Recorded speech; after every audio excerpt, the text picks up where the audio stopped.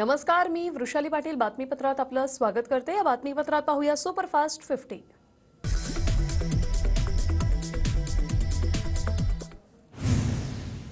पक्षप्रवेशाबाबत कोणताही निर्णय झालेला नाही। शरद पवारांसोबत जाण्याच्या बातमीमध्ये तथ्य नाही। कोल्हेंच्या भेटीनंतर निलेश लंकेंचं स्पष्टीकरण।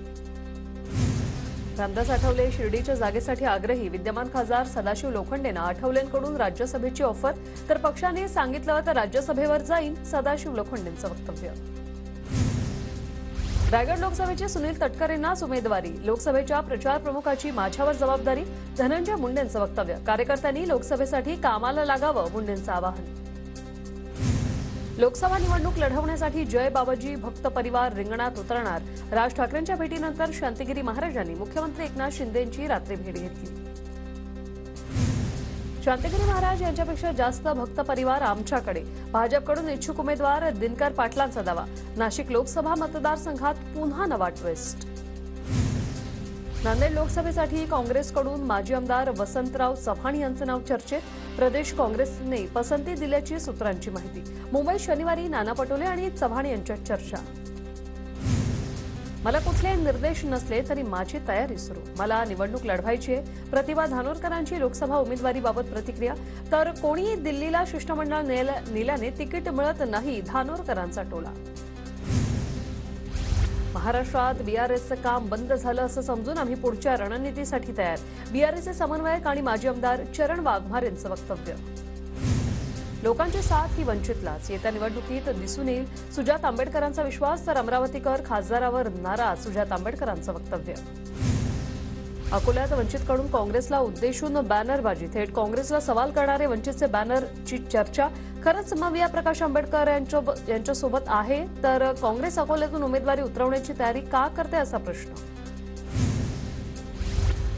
मनसेची आणि भाजपची भूमिका सारखीच। राज ठाकरे परखड बोलतात, असं नेते युती आणि मैत्रीला पूरक। भाजप मनसेच्या युतीवर चंद्रशेखर बावनकुळे यांची प्रतिक्रिया।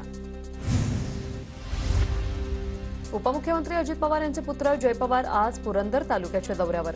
पुरंदर तालुक्यातील विविध गावांना भेटी देत नागरिकांशी संवाद साधत आहेत। राज ठाकरेंचा उद्या दक्षिण मध्य मुंबई लोकसभा मतदारसंघाचा दौरा। दक्षिण मध्य मुंबईतील मनसेच्या शाखांना भेटी देत कार्यकर्त्यांशी संवाद साधणार। गडचिरोलीचे जिल्हाधिकारी संजय मीना यांची बदली। नवे जिल्हाधिकारी म्हणून हिंगोली जिल्हा परिषदेचे मुख्य कार्यकारी अधिकारी संजय दैनेंची नियुक्ती। रत्नागिरी बारसूमधील कातळ शिल्पांना राष्ट्रीय स्मारक म्हणून जाहीर करा। हायकोर्टानं जनहित याचिका दाखल केली। हायकोर्टाचे राज्य आणि केंद्र सरकारला 24 एप्रिलपर्यंत उत्तर सादर करण्याचे आदेश। मुंबई गोवा महामार्गावरील कशेडी बोगद्यातील एकेरी वाहतूक बंद। गर्डरच्या कामामुळे 4 ते 5 दिवसांसाठी बोगदा वाहतुकीसाठी बंद। नागपूरमध्ये भगर खाल्ल्याने विषबाधा झाल्याप्रकरणी एफडीएची कारवाई। भाजणी, भगर, राजगिऱ्यासह अनेक उपवासाचे खाद्यपदार्थ जप्त। एकूण 1,31,000 रुपयांचे खाद्यपदार्थ जप्त। संबंधित कंपन्यांच्या साहित्य विक्रीवर एफडीएकडून निर्बंध।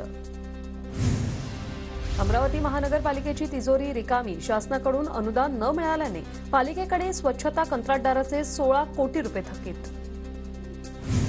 बेळगावमध्ये जय महाराष्ट्र म्हणायला विरोध करणाऱ्या उद्योजकाला महाराष्ट्र एकीकरण समितीचा दणका। उद्योजक श्रीकांत देसाईंच्या फलकाला काळं फासलंय। नांदेड शहरातील नाना नानी पार्क 3 वर्षापासून बंद। विष्णुनगर मध्यवर्ती भागातील उद्यानाची कोरोना काळापासून दुरावस्था।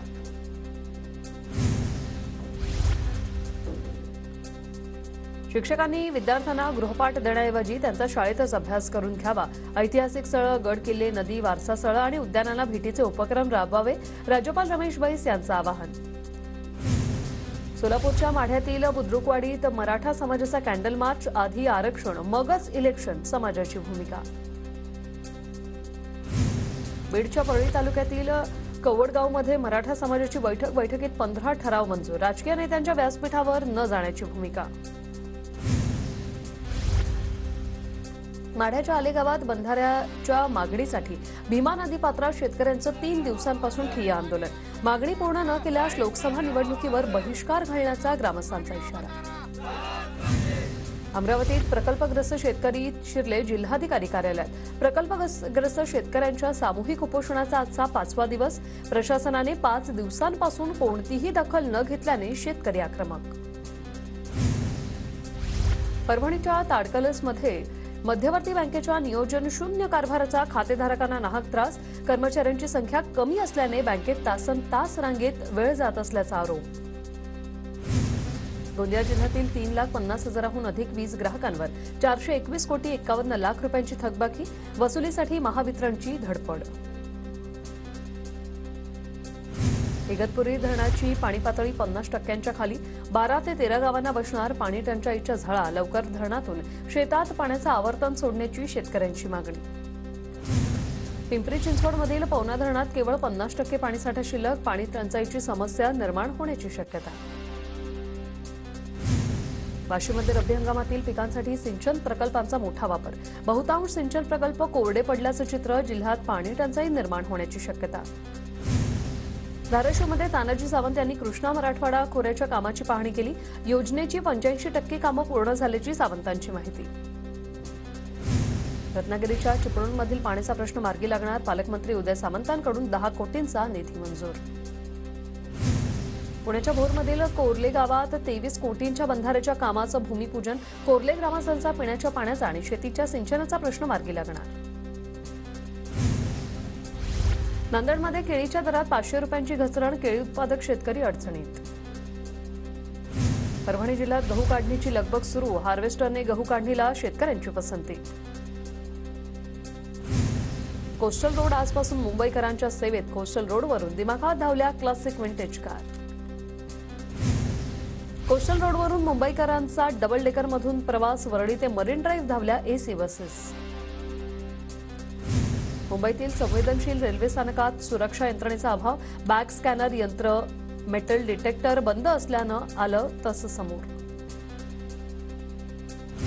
मुंबईतील वाहतूक कोंडीवर नियंत्रण मिळवण्यासाठी एमएमआरडीएच्या हालचाली सुरू, मुंबईपासून नवी मुंबई ते बदलापूर असा नवा मार्ग होण्याची शक्यता.